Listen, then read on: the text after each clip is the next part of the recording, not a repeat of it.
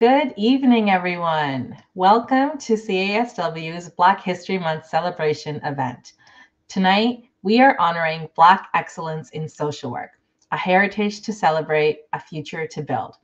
And we are celebrating the legacies of Black social workers across Canada who have made significant contributions to the profession. My name is Roshni Kurian, and I am the Education and Communications Coordinator at the Canadian Association of Social Workers, and we are so glad to have you with us tonight. Before we begin, I'd like to acknowledge that the CASW is situated on the unceded and unsurrendered territory of the Algonquin and Anishinaabe peoples. First Nations, Inuit, and Métis nations have been stewards of Turtle Island since time immemorial. We also remember those who were forced to come here, particularly those brought here because of the transatlantic slave trade and slavery. We recognize our complicity in settler colonial violence, and we honor our commitments to truth and repairing relationships. We welcome you to take a moment to reflect on the territory that you are tuning in from and the many nations and peoples who have cared for this land. Let us know in the chat where you are tuning in from. Tonight will be an evening of storytelling and knowledge sharing hosted by the Honorable Wanda Thomas-Bernard and three remarkable Black elders in social work from Saskatchewan, Nova Scotia, and Alberta, hopefully. Before introducing our host, I will quickly go through some housekeeping formalities. Tonight's event will be 1 hour, and towards the end of the evening, we will address questions and comments from the audience. Each of the widgets on your screen are adjustable in size and movable so you can arrange your screen to suit your preferences. I encourage you to type your questions in the Q&A box at any time, and we will do our best to address them at the end of the presentation. The recording of this webinar will be available in 24 hours using the link you signed up with. And a certificate of attendance will be emailed to you at the end of the event, or you can download it from this platform at the end. And lastly, please be sure to fill out the survey that will appear at the end of the session to let us know how you found tonight's event. That said, I now have the honor to introduce our host for the evening. Senator Wanda Thomas-Bernard is the first African Nova Scotian woman to be appointed to the Senate of Canada, representing the province of Nova Scotia and her hometown of East Preston. Senator Bernard champions issues impacting African Canadians and people living with disabilities. She is particularly invested in human rights, employment equity, and mental health. Through her involvement in community projects, her social work career, her time with Dalhousie School of Social Work, and now her work in the Senate, Senator Bernard has maintained a deep dedication to social justice and racial justice. Senator Bernard advocates for reparations for the historical and continued anti-Black racism impacting the lives of African Canadians. Thank you so much, Senator, and our esteemed panelists for being here tonight. I'll pass it on to you. Thank you so much, Roshni, and thank you to CASW for coordinating this event. I'm delighted to be your host for this evening, and I think we are going to have a wonderful conversation. The theme this year for Black History Month, the national theme is Black Excellence, a heritage to celebrate, a future to build. And what better place for us as social workers to be having this conversation than here with CASW, the Nova Scotia Association of Black Social Workers, the Saskatchewan Association of Black Social Workers, and the Alberta Association of Black Social Workers. This indeed is an evening of storytelling. It's an opportunity to hear stories of these esteemed elders and to learn about the work that they have done in some cases, in most cases, pioneering work to shape your community, to help shape our country, while all the time also overcoming challenges and embodying resilience and working from a place of excellence. So I'd like to start by inviting you to tell us your story. So what is your story? What led you to such a career in social work? And I'd like, as I call your name, I'd like you to introduce yourself to the audience. tell us a bit about yourself, what led you into social work, and some of the work you did. And Jemell, let's start with you. Thank you. Excuse me. Thank you. And my name is Jemell Moriah, and I live in Nova Scotia. I am originally from Guyana in South America, formerly British Guyana. And I came to Canada, it's in the late 70s, and lived in New Brunswick for a bit. And then most of our time has been here in Nova Scotia. I've been here since 1982. So, yeah. And so tell us a bit about your social work career, Jemell, well, and what led you into social work? Well, you know, my journey into social work, it was not a direct journey. I didn't graduate from high school and say, oh, I want to be a social worker. It didn't start. But I think I was always helping people. And also because of my husband's profession, I was, more or less drawn into helping people. And so I think the real journey into social work began when I was volunteering, doing some volunteer work at one of the neighborhood schools in Halifax. And that was the time when you could go to the schools and you could do a religious program. So we will, we'll go on once a week and we'll do a religious program with the children. And so I went to the school, and I don't know what I thought it was going to be. I grew up, I'm in my 70s. So, school today and school when I was going to school is quite different. And of course, in Guyana and here is quite different. And so the first day I went to the school, I couldn't believe it. It was chaotic. Children were screaming at teachers and teachers were screaming, and I thought, what is this? And I knew some of the children from our church. And so I said, I know your mother, and I will tell her. When I was growing up, if somebody said to me, I know your mother, that's enough to stop what you were doing. But it didn't faze them.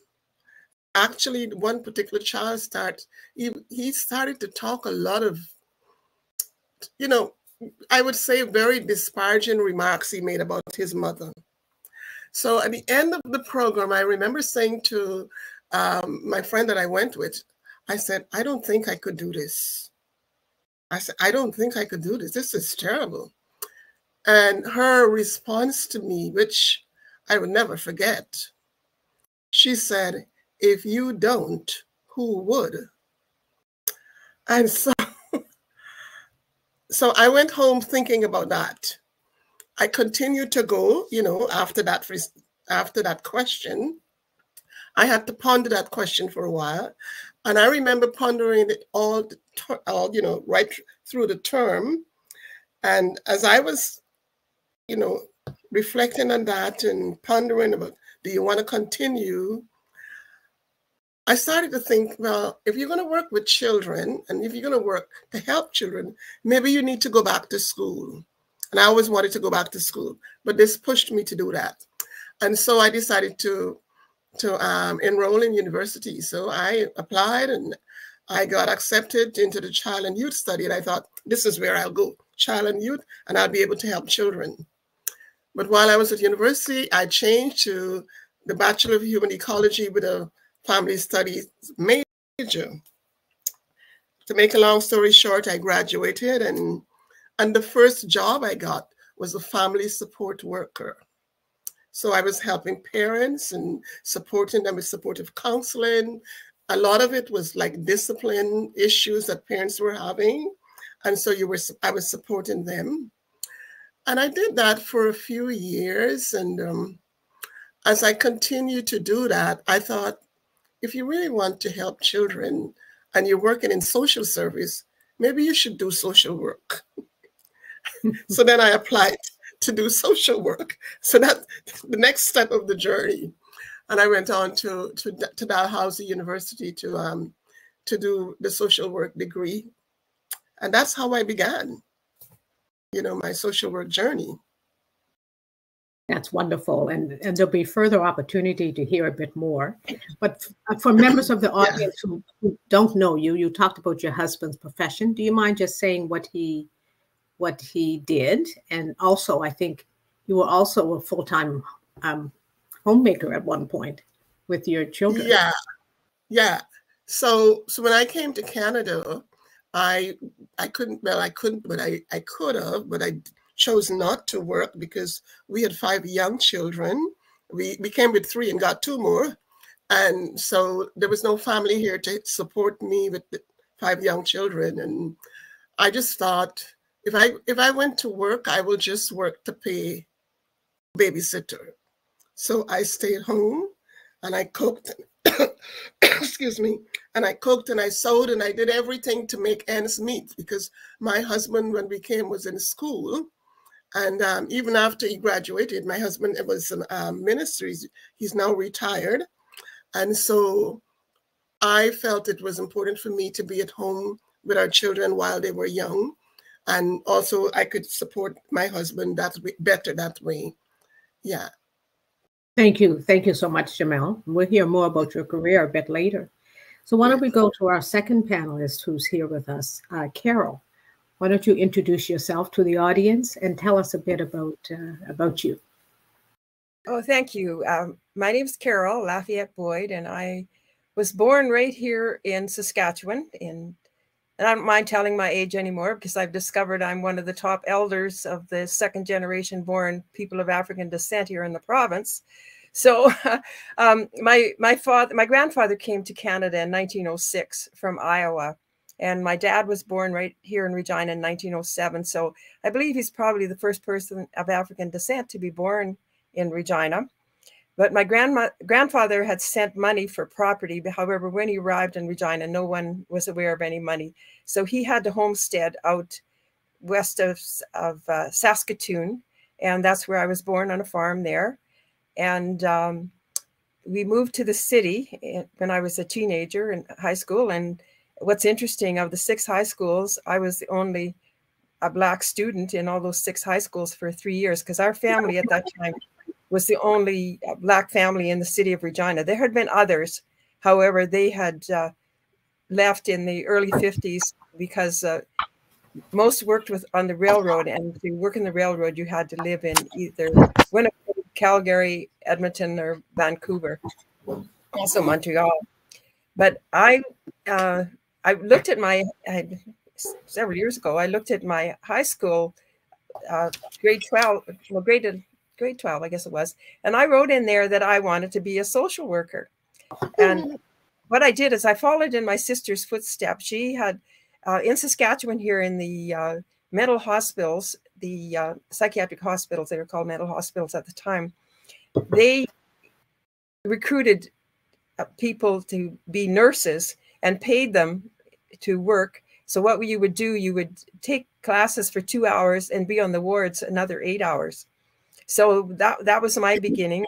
I was a psychiatric nurse. I graduated from there, and I'll never forget my first day on the ward, because this really was what I think made me be a good social worker. Is I had the head nurse had said I was on a geriatric ward, an ambulatory geriatric ward, and one of the patients there's job was to fold the linen. And the head nurse told me to go fold linen with her, but don't speak to her because she doesn't like to talk to people. And I thought, what do you mean don't speak to her? But I didn't say that to her, but I thought, I grew up on a farm. You talk to everybody. So I didn't listen to the head nurse. And I said, you fold linen very well. And she said to me, you black bitch, you better get out of here before you can't. And I thought, I looked at my skin and it was brown. And one of the things I've come to realize is that some mentally ill people seem to be way ahead of their times, because this was 1960. Black wasn't an in word for us. It was Negro or colored. And but she called me black, and I thought, well, I'm brown. And I grew up on a farm, and I knew what a bitch was. It was a female little dog. So I was not offended in the least. And that was when I made a decision that there isn't anything that I would never take offense at what a client or someone would say to me. So that was a great lesson. After psych nursing, I had decided that I didn't want to do shift work. So I followed my sister's footsteps because she had worked with social services in Regina. So I applied for a position there and I got it. The only thing is it was in income security.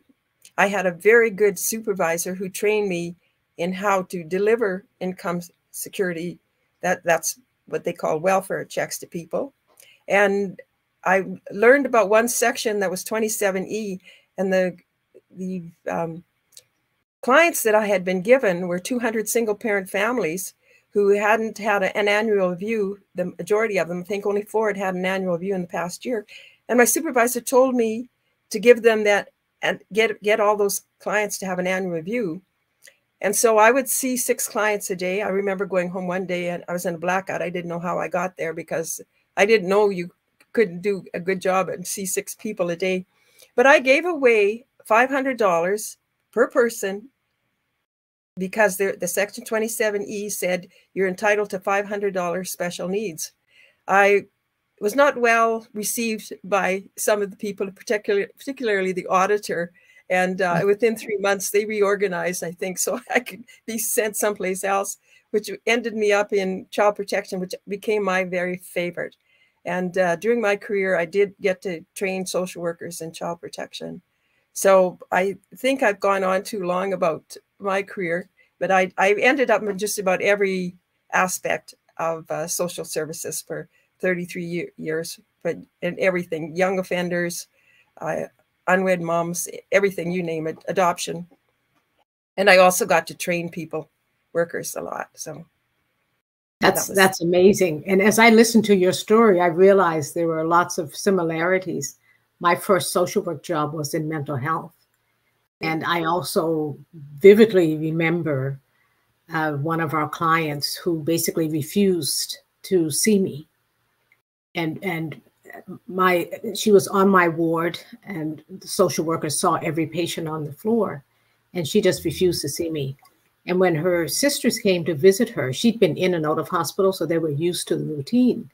When her sisters came to visit, they were quite upset because they were used to social workers being in touch with them. And they basically were giving me a hard time because their sister had refused to see me, so therefore I wasn't in touch. And she basically used the N-word and basically said, there was not going to be any ends seeing her.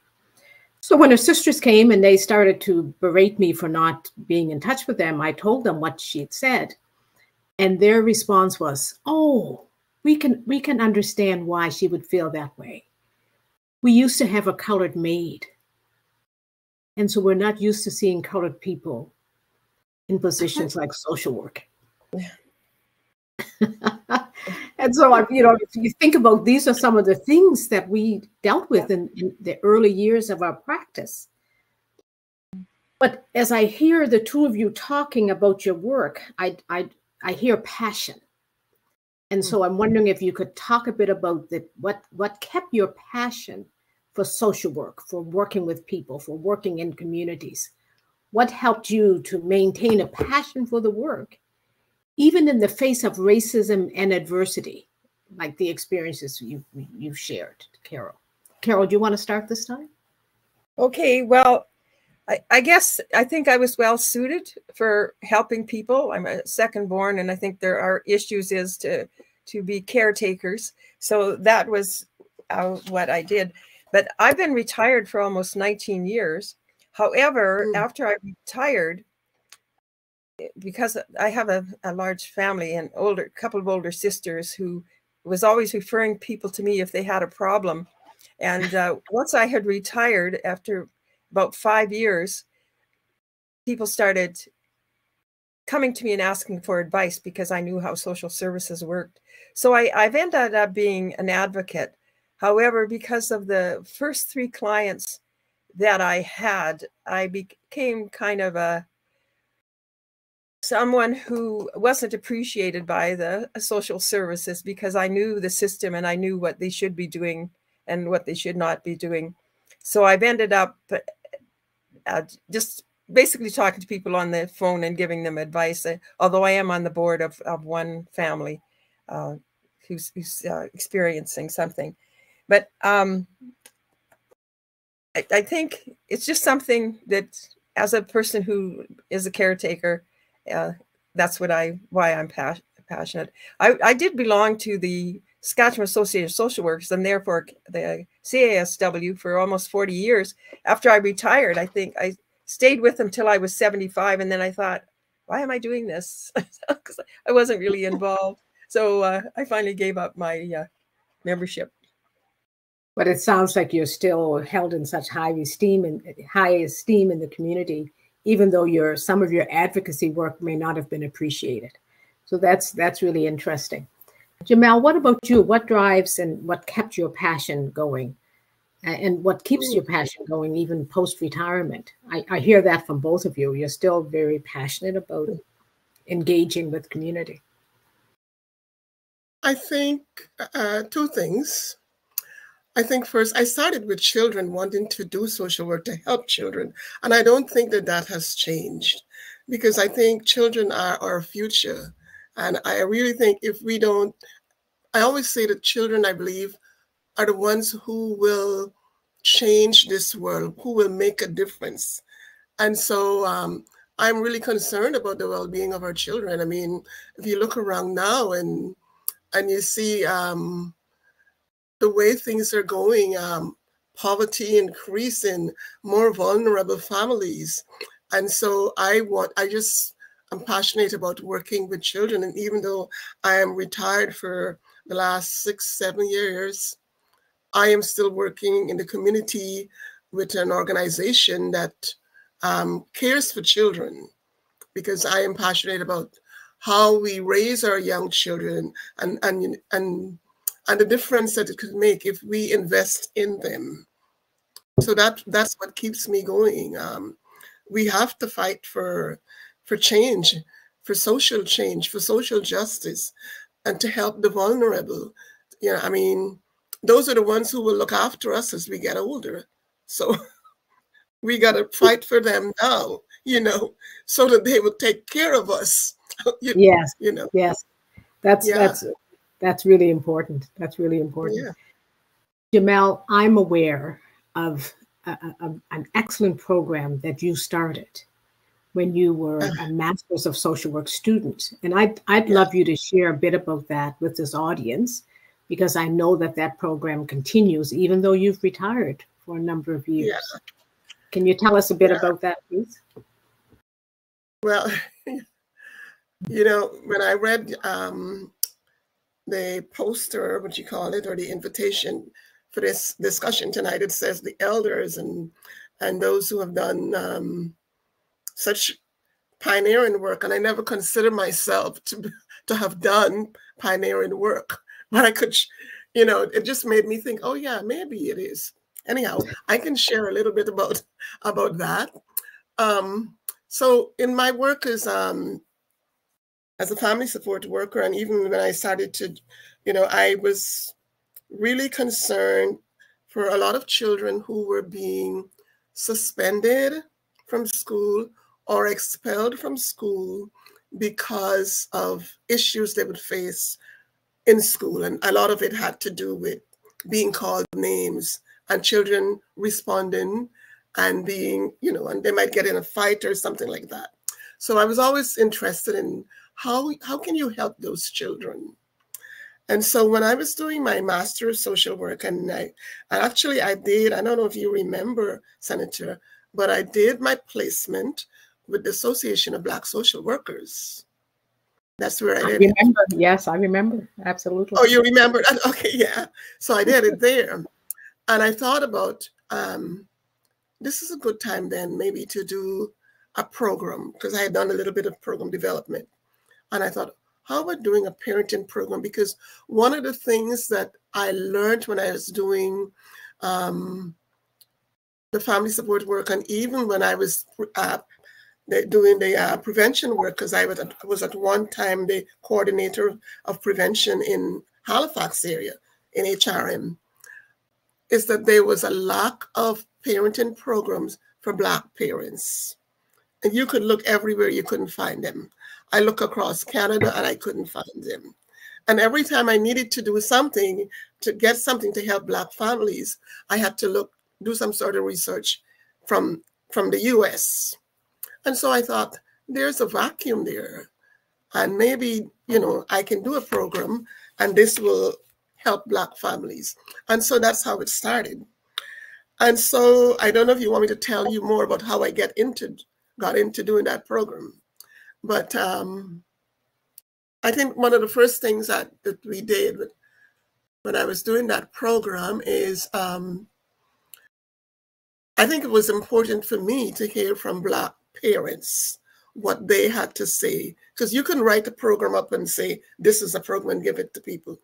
But I think it was important to hear what Black parents had to say about parenting, what their issues were, what their challenges were, what their successes were. And so I had several interviews. I arranged interviews with parents. Many of them were single parents in two of the communities here in Halifax. And one was in the Prestons, and you would know the Prestons. What it is an area where there's predominantly Black people live. And I arranged to have interviews there with parents. And I interviewed parents in the urban area in Halifax, more urban area, to get their ideas about some of the issues that they were facing, some of the challenges, what were their dreams and their hopes for their children. And so based on that, I was able to develop this program. And so the program was developed. I think we called it the Partners of Empowerment Program. Initially that's what it was called. And the program was developed. And then I was able to pilot the program in two communities too, in the Prestons and in Halifax. And so so that was a long journey. So it was a lot of work piloting the two programs. And after the pilot, then I had to, I did some analysis of the program, to write my thesis. So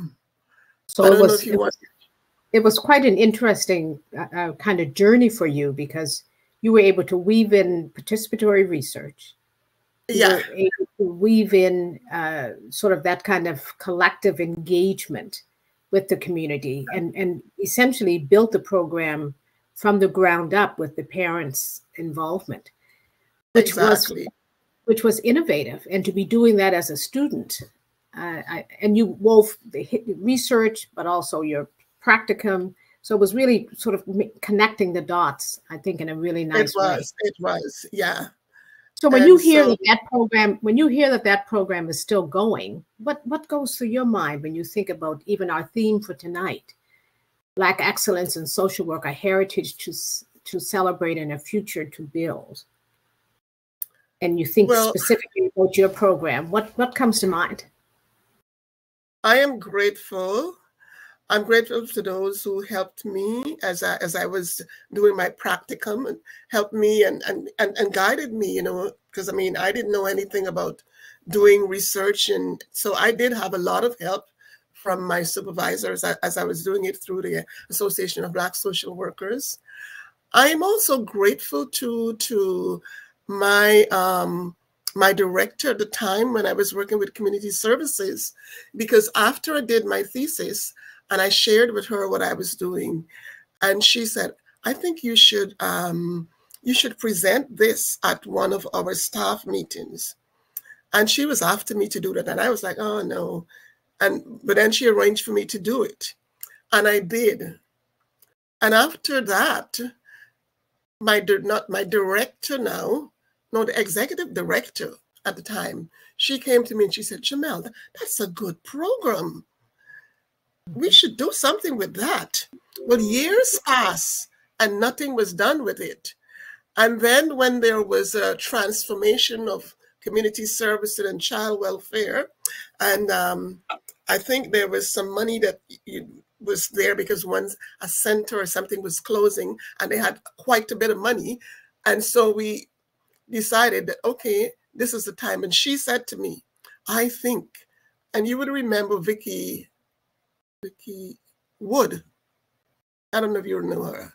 Yes. And yes. she said, Jemell, I think you should put forward your program. That's a good program. And so with the help of my supervisor, we went ahead and we wrote up the directive and saying that this would be a good program for the Black community. And we were successful. And then after that, we had enough funds that we could train. I think it was either 9 or 12 people from across the province were trained to deliver the program. And now to hear that the program is still going. And every time I see some of those ladies, they will say, you know, the program is still going. We're doing it over here and we're doing it over there. So, but there's a lot of excitement, and it's a really good example of excellence. So that's great. Thank you. Thank you so much, Jemell. Carol, I'd like you to think about if there's an innovative program that you may have been involved with or helped to create in Saskatchewan. Before you speak, though, I think what I want to do after you speak is just see if there are any questions from the audience. So I know Roshni is in the background. And so if any of the audience have a question that they'd like to ask Carol or Jemell, we could ask you to bring those forward now. So the idea is sort of thinking about excellence and thinking about excellence in the work that you've done. So we've heard from Jemell and this program that started, and it sounds like, you know, that sort of that linking community and education and research and commitment, but also allyship and commitment from your leadership in DCS, Department of Community Services, that made the difference. And that's why that program is able to continue because of that. So let's hear from you, Carol. Anything come to mind? Well, I guess the most exciting thing that I was involved with, I had been a supervisor, I guess, for 3 years. First in an acting supervisor in foster care, and then 2 years in child protection. And I had the opportunity to take a position in which I was to organize child protection training for the province. And with the help of the American Humane Association, who came up and trained us, we took over the training package. And I was able to supervise a group of trainers to do 3 weeks of child protection training. And that occurred, I think, for almost 10 years. And I thought it was a very exciting program because for 3 weeks, 1 week every month for 3 months, workers would go to a remote place and do the training 1 week at a time, starting with the dynamics of child abuse and neglect. And we would hire lawyers and doctors and others to do the medical aspects and the legal aspects. And it was such a wonderful program. I remember when we finally took over and were able to say goodbye to the Americans who trained us after our first week, I think I cried because it was so exciting to realize that we had accomplished that.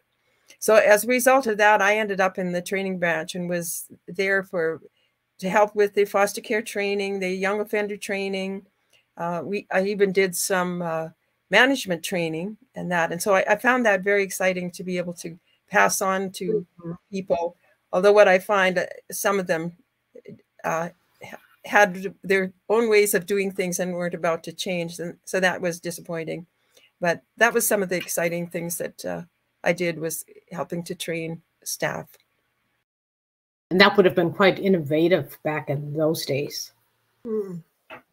Yeah, for the child protection it was. And I was even sent away for 3 weeks into the States to learn, and I guess maybe it was only 2 weeks, child sexual abuse. I was trained by groups of trainers down there on how to deal with child sexual abuse. Yeah, and that resulted in me being able to be in court as a considered a witness to be able to do that. Yeah.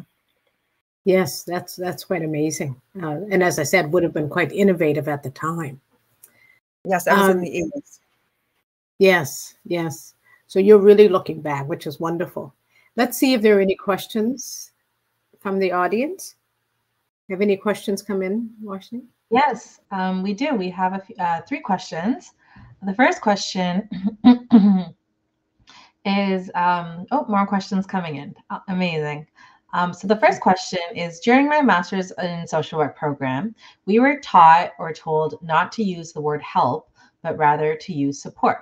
The rationale from the lecturers was that help places the recipient as powerless and dependent, while support shows that the recipient is already able and independent and just needs a little boost to complete a service cycle. Do you agree with this concept of help and support?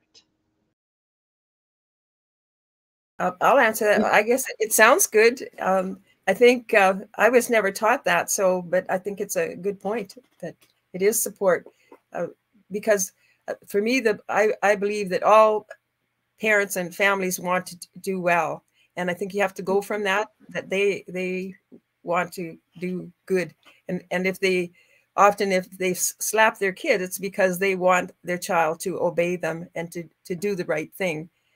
That's not the way to do it, but they need to be supported in how to do it differently. I think it's a good point. Mm-hmm. Did you want to weigh in on that, Jemell? Yeah, I think it's a good point too, but I also think I think initially when I wanted to work with children, I didn't think I wanted to support children. I wanted to help. So I think you can use both. Yeah. So that's really interesting, and I would put a slightly different spin on it. I've never heard that distinction either in all my years of social work, education, and practice. But I've always practiced from the perspective of helping people help themselves. And so always sort of working from that empowerment kind of perspective and making sure that people have the tools that they can help themselves, because we should be always working ourselves out of a job in social work. Yeah. Right. Yeah. And I think that's part of what I did when I was doing that program. I mean, I could have gone in and say, this is what parents need to do. But when you talk to parents and you get information from them, you hear what they have to say, and you include what they have to say in a program. That is helping them to help themselves. You're not telling them what to do. You know what? That's empowering them. So yeah, I think you could use both helper and yeah. Yes. Okay. Thank you. That was a good question, whoever asked it. Excellent. So the next question, there's two that are similar, so I'm going to combine the two. What helps you cultivate resilience, strength, confidence, or bravery as Black social workers to help you overcome racism from either your clients, your workplaces, your communities, or when working within predominantly white societies? What does building resilience mean to you?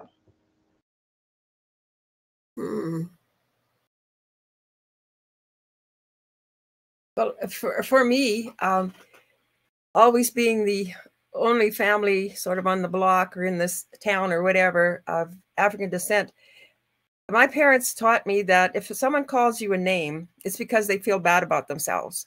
So in my head, I really didn't experience racism, because if somebody called me a name, that's because they felt bad about themselves. And I think that even helped me as a social worker. That so it wasn't until I lived in the United States that I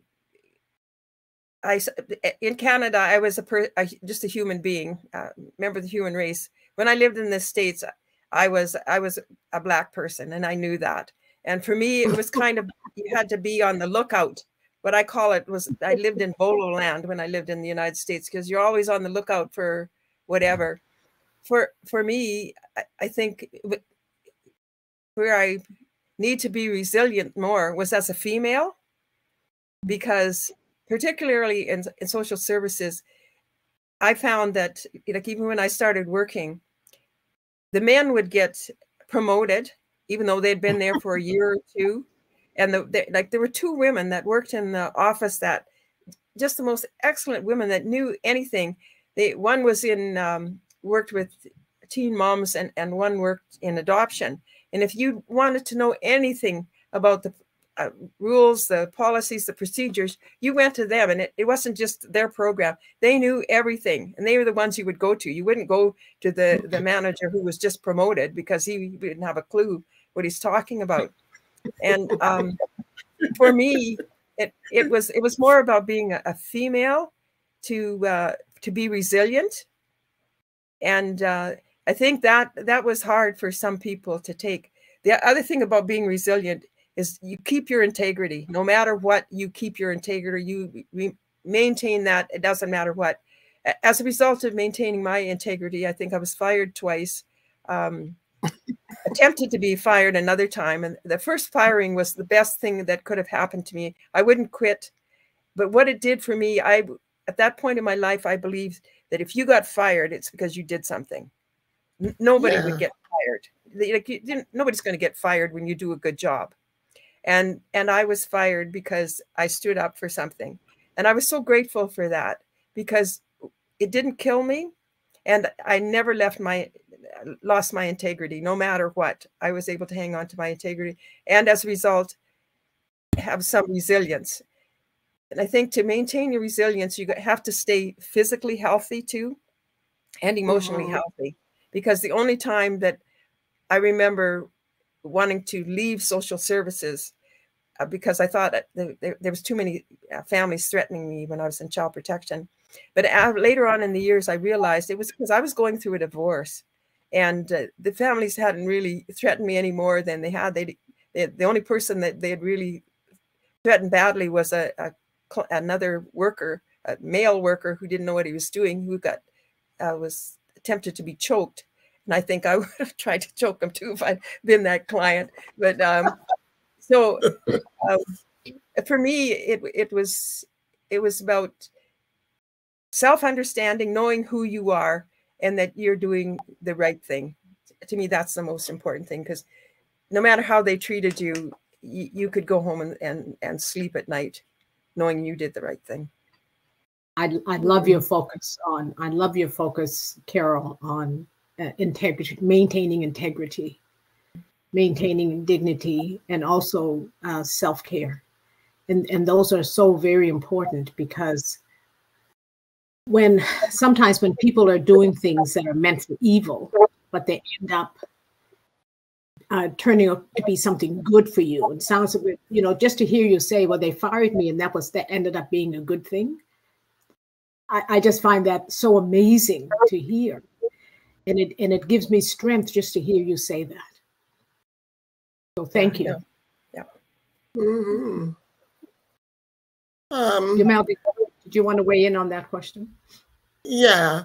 And for me, I would say, I can't remember, except for maybe one time when I felt that I needed to be, excuse me, very strong and about my position, is when I started to work in community services as a prevention coordinator, and there was someone before me and who was acting, and when I applied, I got the job, the full-time job. And it was not easy after then, because even I would say some senior people were not nice to me because of that. But I had to keep focus on what I was about and why I was there. Yeah, and that was a very difficult time. And I even remember one time trying to get a particular training which was available. And I was told point blank to, yeah, you could get it. It's being offered at a Mount, which is one of the universities here. But the government was paying for it at the time. So I just had to be very focused and go in there, get my job done. know what I was about and just be strong. And because I'm a person of faith, that really helped me. Because I mean, I couldn't be strong in my, in my own strength. But as a person of faith, that helped me to be strong and to persevere. And yeah. And I would have to agree with her about a person of faith, because my faith is what got me through the second time. I think it was the second time when they tried to get rid of me. And it was because I'd taken a job that someone else had, and they didn't want me there because they wanted that person. And so that was, to me, that was a really good experience too. And it was because of my faith, because I pray for these people. The interesting thing, because the Bible says to pray for your enemies. So I'd be praying for these 5 people. And I remember waking up one morning, praying for them, and realized they're gone.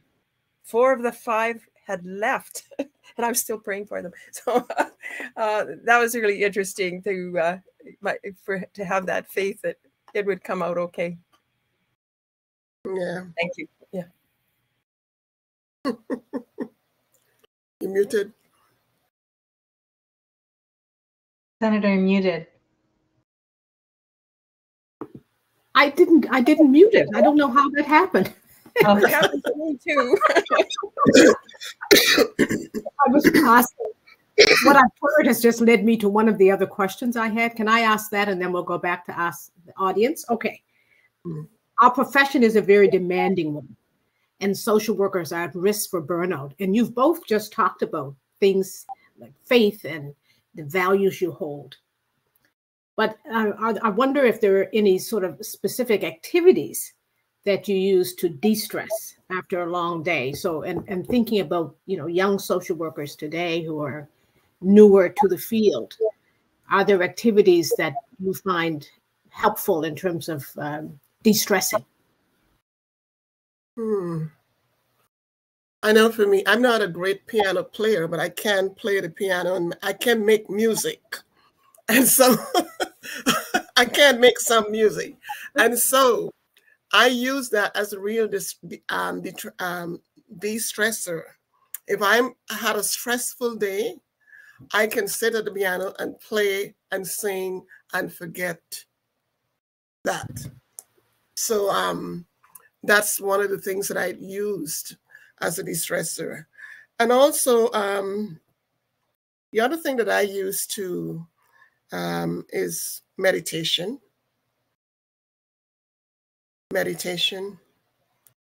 And that helped me. Those were 2 things. Play that piano, and even now, if I have a hard day at home, play the piano, and I'm good. I can play for an hour even if I'm tired. Oh, that's amazing. We could have had you play something tonight. Had we known. Yeah. What about you, Carol? Yeah, meditation for sure. But also in '92, when I realized I'd hit the glass ceiling, I joined track and field. And that's been a kind of thing that has kept me healthy for the last how many years. So every day I do a stretching, and right now I'm on a break because of Black History Month. But 3 times a week I work out. But also every day I get up in the morning, I read my Psalm 91, and I ride my bicycle and do my stretching, and that takes care of most any stress possible. Wow, that's amazing.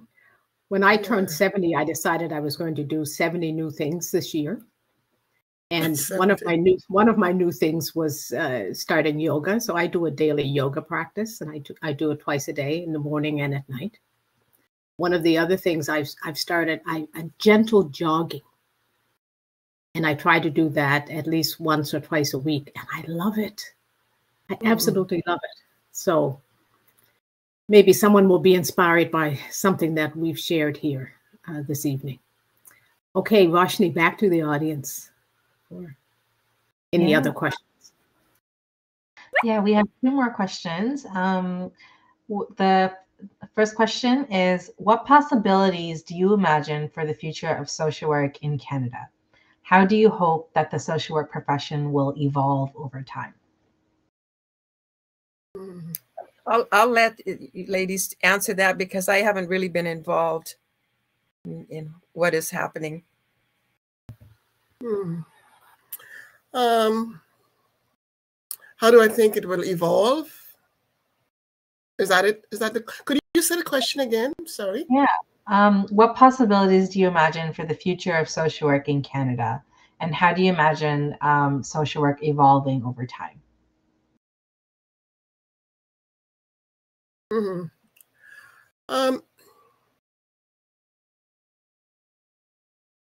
don't even have to imagine. I can see it. I can see changes in social work already. I mean, like when I became a social worker and when I joined the Association of Black Social Workers, one of the things and that's where I began to think about prevention and think about cultural competence, because that was a theme at the time. And with the development even of the program that I did, I think that was part of that journey towards cultural competence in social work. And at least from what's happening here in Nova Scotia, I can see that we are well on that road to developing cultural competency in social work. There is, I mean, much more work to do, but we are on that journey. And I think that's a good thing.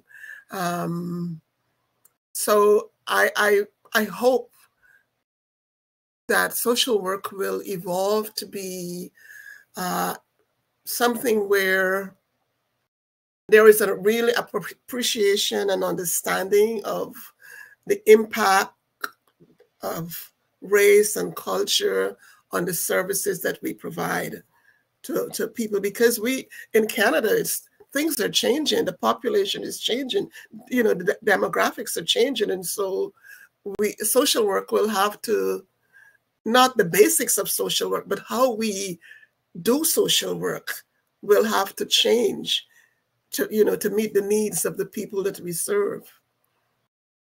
Yeah.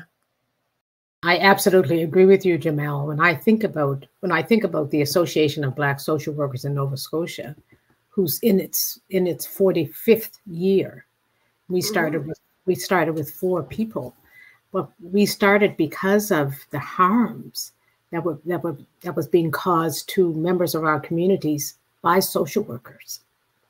And so we have spent the last 45 years really trying to work with community, but also with community services and also with social work education to make a change. And the possibilities are endless. There are so many possibilities, and where we're moving towards, the language is changing a bit. So we're no longer talking about cultural competence, because when we use the language of cultural competence, people think they're going to hit a magic bullet and be fine. And we really know that it's a lifelong learning. It's a lifelong journey so we talk more about cultural humility and cultural relevance. And really the language has evolved, and I think some of the work has evolved. And the expectation is that when we know better, we do better. And so when I think about social work practice and social work education and social policy, I have great hopes for the future. I really do. Yeah, I have great hopes too. I mean, when you see what's happening in government, in the Department of Community Services here in Nova Scotia, and I mean, we have some good people there, and not necessarily Black people or African Nova Scotians, but people who are, from the dominant culture, but they are passionate about seeing that we have services that are really relevant to the needs of the people that they serve.